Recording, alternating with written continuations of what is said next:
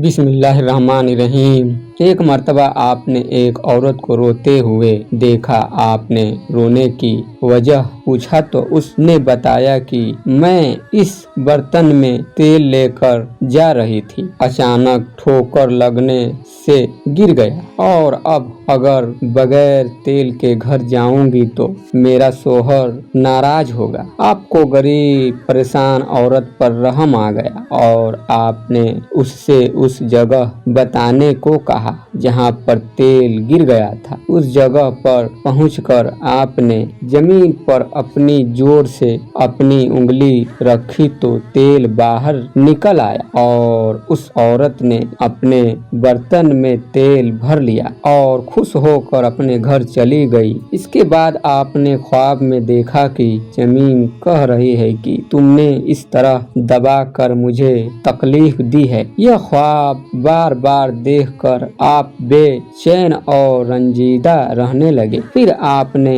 अपनी वालिदा की इजाजत लेकर अपने भाई के साथ बुखारा छोड़कर निकल गए। सफर करते हुए जब आप हिंदुस्तान में मुंबई पहुंचे तो आपने यहीं सुकूनत इख्तियार करने का फैसला किया और अपने भाई को वापस भेज दिया और उसके साथ अपनी वालिदा को खत लिखकर अपना फैसला बताया और उनसे माफी मांगी। फिर आप कई साल तक वहीं पर रहकर इबादत इलाही और इस्लाम की तबलीग करते रहे और लोगों को तालीम देते रहे। आप फरमाते हैं, अल्लाह ताला से डरते रहो, फिर तुम्हें किसी चीज का खौफ नहीं रहेगा। जिंदगी के दिन बादलों की तरह गुजर जाते हैं, लिहाजा जब तक जिंदगी है नेकी करते रहो। मक्का मुकर्रमा की जानिब सफर के दौरान आपका विसाल हुआ। विसाल से पहले आपने